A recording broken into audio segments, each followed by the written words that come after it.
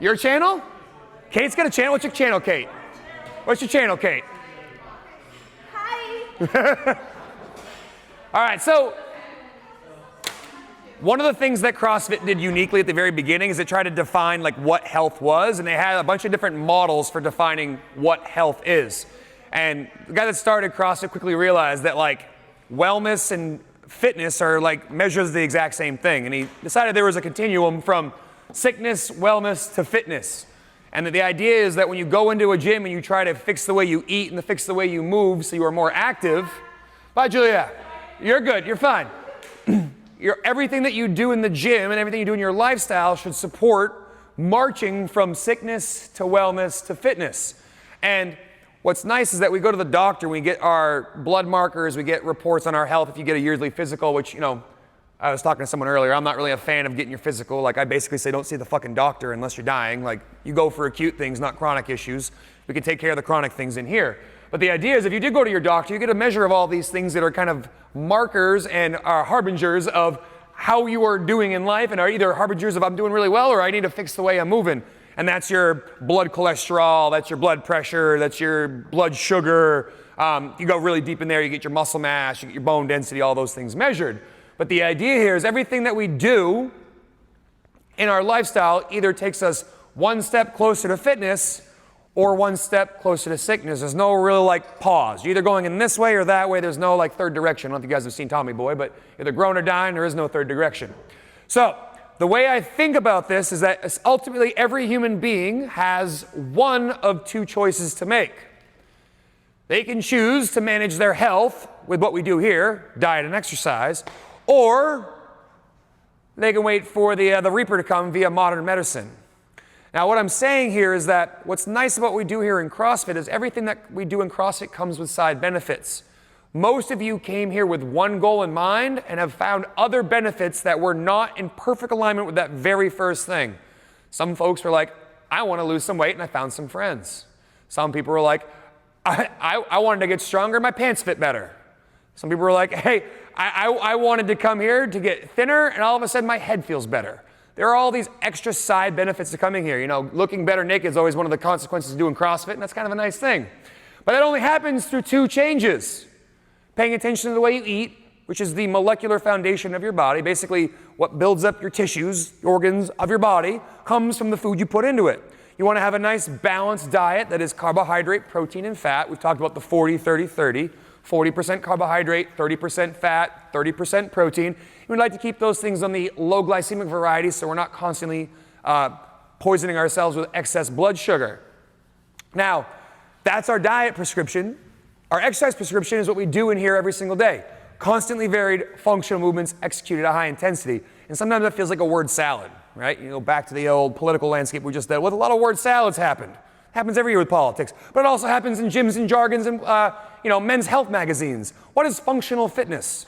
Well, if you can't get a definition, it doesn't mean anything. So the way I want you to think about what we do in here, this constantly varied functional movement performed at a high intensity, constantly varied means it's unpredictable like life. You leave here, you don't know what happens, but it'd be nice to be ready for it, wouldn't it? It's functional movements, the things you do in real life. Deadlifting is picking something off the floor. Squatting is getting out of a chair. Pressing a bar up overhead is no different than pressing something up on top to a tall shelf. Burpees is getting up off the floor if you fall down. All of these things have analogs to things we do in real life. And then last but not least, high intensity, which can be a buzzword that scares people away. It simply means challenging. What is challenging for you? High intensity just means challenging. Whether that's psychologically or physiology, we're trying to challenge your body. Sometimes it's a mental battle, sometimes it's a physical battle. You guys know what that's like when you were doing the step-ups on Monday, right? You probably could do another step-up, but what wanted to quit? This thing. It's challenging you mentally. So that is kind of one path or avenue. The other path, the one that gets us in a lot of trouble, is waiting for medicine to babysit us, take care of us. Because typically, if you go to your doctor, they pretend like each one of these things are all independent of one another. They're not interrelated. There's, your blood pressure is just your blood pressure. Your triglycerides are just your triglycerides. Your bone density is just your bone density. But they're all simply they are simply all results of how you treat your body through diet and exercise. So if you go to your doctor and you have high blood pressure, well, they'll look over here and they say, well, in my flow chart, someone has high blood pressure, they get an ACE inhibitor or a beta blocker. Cool. All right, doctor, I have diabetes. Well, my flow chart says you should be on metformin. Doctor, I have high triglycerides. Well, you need a statin. Doctor, I have obesity. Try Ozempic. Doctor, I have osteoporosis. I never even heard of this before. I didn't know what the drug was. Bisphosphates. We'll get there in a second. I have depression. Here's some Zoloft. Now, the problem with each one of these drugs, they all come with side effects. I think most of you watch some TV. You guys watch and see the ads. We're like one of 2 countries in the world where we get pharmaceutical ads on our TVs. They give you there, people are jolly and happy, and they're, having sex in bathtubs because they're on Viagra. And it's like, but may cause you to bleed out your ass and eyes. But you get a boner. That's cool. Just bleed out your ass a little bit. Right? Isn't that a little messed up? A lot messed up?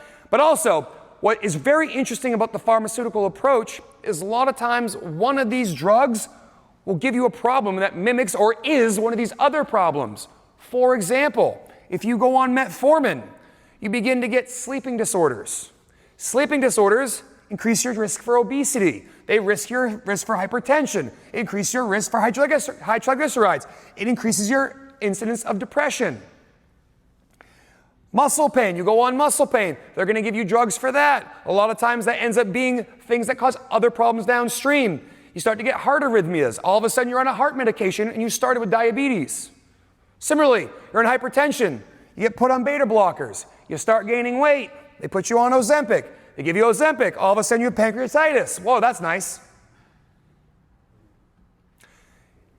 If you have high triglycerides, you don't have a statin deficiency. You have a bad diet and poor exercise. The statins cause other problems. I know folks here who've told me what's going on. Hey, I went on a statin, I couldn't walk the stairs anymore, but my triglycerides were awesome. Who here would trade good triglycerides for the ability to walk up the stairs? Anybody want that deal? Fuck no, right? No, right? No, obviously not. Not to mention that statins are also associated with things like Parkinson's and Alzheimer's. I don't want either of those either. Now, you get into some of these other drugs, right?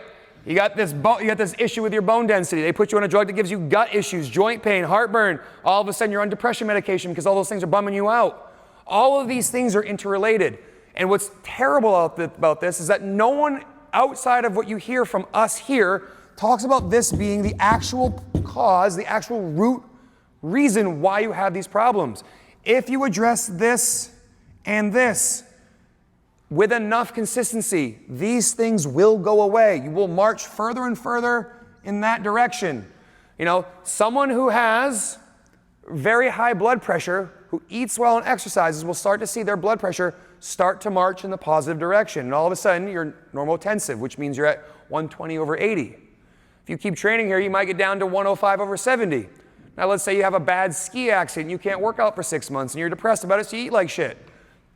Because you were at 105/70, and you took 6 months off because you were depressed and your leg was broken, instead of being here and put on these, you're here first. So you're making yourself essentially bulletproof. Stronger people are harder to kill. You're making yourself fitter, which is a hedge against sickness. This is the way forward. Fixing your diet and fixing the way you move is how you avoid all of this stuff. The average person over the age of 50 is on 5 medications and spends between $3,000 and $4,000 out of pocket every year for those medications. Now, if you ask around here, hey, how many medications are you spend that much money? It's like, what the fuck are you talking about? We don't do that here. That's because you come here and you pay attention to you eat. But if you went into Walmart and you asked that question, you did a survey, how many medications you on, how much you spend per year, you'd probably hear that's pretty much the norm. And I don't know about you, but that scares the shit out of me because I don't want that to be my future, and I don't want it to be the future of anybody I care about or know. So, all I'm trying to get across with these talks is that hopefully you hear something today and then you have a conversation with somebody else and you tell them that, hey, I know a place that can help you. Right? That's all this is about. I want to help more people understand that this is the way forward and this is not the way forward. You guys have any questions? How many doctors know this? Shockingly, very few. The average doctor gets less than 1 class of nutrition in their tutelage. And who is the number 1 person who gives out dietary advice to the average person? Your doctor.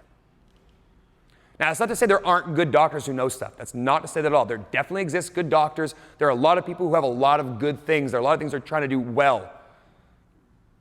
But unfortunately, that's just not their bag anymore. You know, your average doctor gets you for 12 minutes a year, and they have to get through X, Y, and Z as fast as possible because they make their money based on how many people they see every day, not how many people they help. That's the difference. When I was in the Army, prescriptions were the thing. It was medicine. And they were just instituting stuff like physical therapy instead of medications. When my oldest son was born, they gave Paula a bag of drugs to leave when she left. They're like, take all these things, muscle relaxants, and all this stuff. But that's how they. Treatment first is the medical approach, unfortunately. That is how it would be very rare, and if you find someone, tell me, because I want to go to them. You go to them, they're like, hey, you know what you need? Some sunshine and some vegetables. That's the doctor I want to go see. That's like my husband. They said he's pre-diabetic, and they wanted to put him on Mounjaro, and he's lost 30 pounds now. Not on that, but he's been going next door and changed his diet.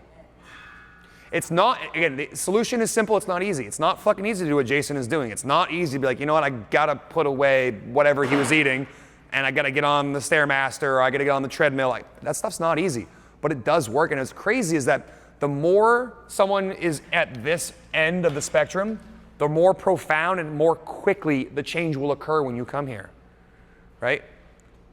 Everybody are like, oh, I've been trying for years to lose these 5 extra pounds, and someone walks in the gym overweight, they lose 30 pounds in the first week. You're like, you know, that should hopefully stoke that fire, like, good job, keep doing that.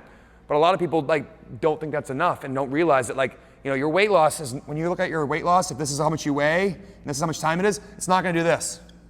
It's gonna go. But as long as the trend line goes in the direction you're wanting, which is hopefully less if you're overweight, that's what happens. That's what life is. Progress is not linear. Same time here, right? You guys, just because you use a 14-pound medicine ball once doesn't mean you use 14-pound medicine balls for the rest of your life. Some workouts call for it, some for it don't. Let's understand that we're on trajectory towards getting healthier and fitter. Thanks, guys. Thanks for hanging. Yeah, you're welcome. Kid, I got 13 subscribers. Thank you.